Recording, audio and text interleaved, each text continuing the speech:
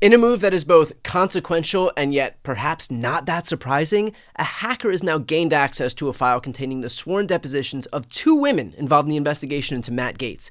According to NBC News, that file included the testimony of the woman who alleges she had sex with Gaetz when she was 17 years old in 2017, as well as the testimony of a second woman who said she witnessed the encounter, and the information is unredacted according to the source. The hack was then confirmed by John Clune, the attorney representing the girl who alleges that Gaetz had sex with her when she was 17, who said, "We were informed last night by another law firm that an unauthorized user accessed a shared file with a number of confidential documents."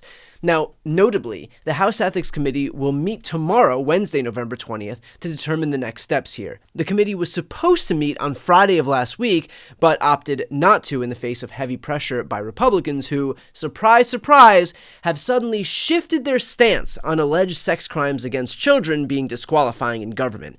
These people have spent years and years and years calling Democrats groomers and pedophiles and pretending that we were running child sex trafficking rings in non-existent pizza place basements, all of it completely made up. And yet now, when there is credible accusations of sexual misconduct involving a minor, not only are Republicans not concerned about it, not only is it not disqualifying for them, but the party is complicit in trying to bury a report that would expose it. Are you kidding me? I get called a groomer every day for the crime of thinking that everybody should have health care. But this guy, Matt Gaetz, literally resigned expressly from Congress to prevent the Ethics Committee from releasing a report that would literally outline his criminal behavior. And suddenly silence from all these children defenders on the right. Where is everybody who is worried about the children? Where is everybody who spent the last 5 years calling Democrats groomers and pedophiles? Where is everybody who believed the Pizzagate conspiracy theory? Do the accusations have to only exist in non-existent pizza place basements for you to believe them? And that's why you're unmoved by this ethics committee report? Or was it never actually about the children and more just about having any tenuous excuse to criticize the Democrats? Take all the time you need with that one. By the way, here's my Legal Breakdown co-host Glenn Kirshner discussing that exact point.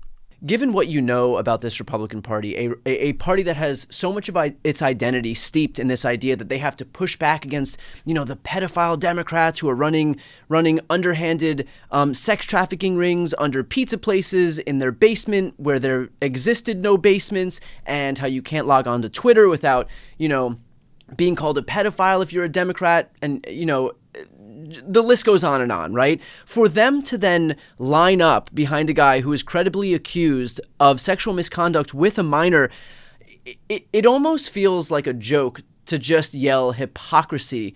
But does it not blow your mind that this is a party whose identity, again, is so steeped in this idea of protecting children, who is now not only fine with, but figuring out ways to bury a report that may show him guilty of doing the exact thing that they predicated their identity on blocking? Yeah, Brian, projection, thy name is the Republican Party.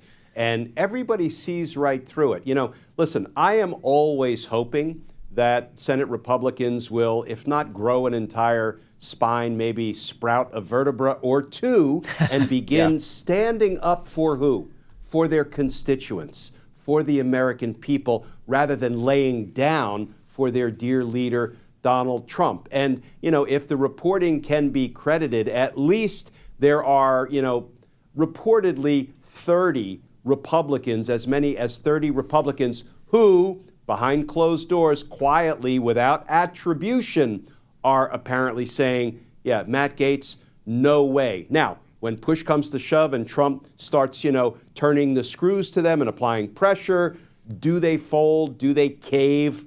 We would expect them to, given their track records and given who they are. But here's what I will say, Brian. I am hoping that now that the senators, are comfortably in their newly elected positions and they don't have to face an election, at least for a couple of years, maybe 4, maybe 6 years, maybe they can begin standing up for their own constituents and the American people just a little bit by standing against unqualified, ill-suited, and frankly downright dangerous nominees like Matt Gaetz, Tulsi Gabbard, Pete Hegseth, for gosh sakes, as the Secretary of Defense.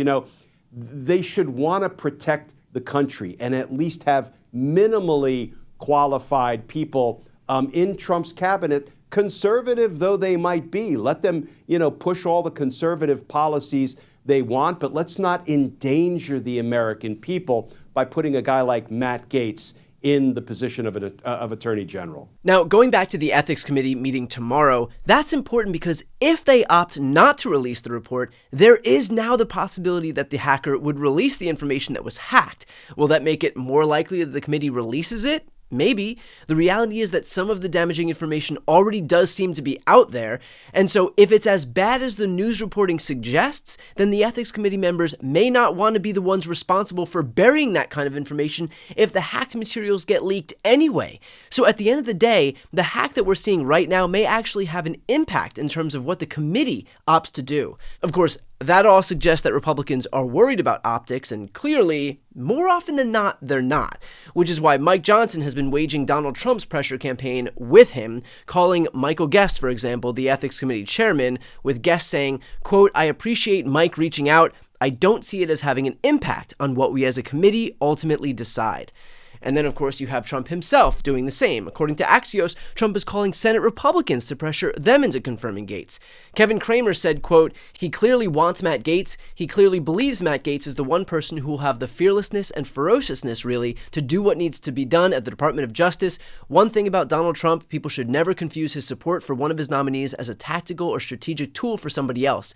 And at least to this point, he's putting his own political capital behind it. And he's a pretty persuasive guy." And that's how it works. Behind closed doors, these guys are principled and moral, and they'll stand up to Donald Trump. And then Daddy Trump calls them on the phone, and well, he's a pretty persuasive guy, is what we're left with. I have seen water with stiffer spines than these Republicans. Here again is Glenn Kirshner with what to expect in tomorrow's hearing. They're going to play this game of delay and hide the ball and misdirect. I suspect, we're going to see that moving forward. But what is also clear is that the Senate Republicans have been going on record, guys like Senator John Cornyn, and saying, no, we need this report. We demand this report. Now, what the Republican senators will do with it, once they get their hands on it, nobody ever made any money betting on, the bravery and candor and allegiance to the law of the Senate Republicans. But for gosh sakes, there has to be some minimum standards for the top law enforcement agent in our country. So at this point, all eyes will be on the Ethics Committee to do the right thing and release this report. After all, if Matt Gaetz did nothing wrong, he's got nothing to worry about.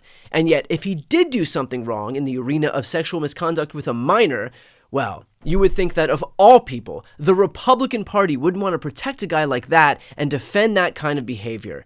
I guess we're about to find out. Before you go, just a quick note, if you'd like to see more of my content, which is always free of advertising, sponsorships, and paywalls, please make sure to subscribe to this channel using the subscribe button right here on the screen.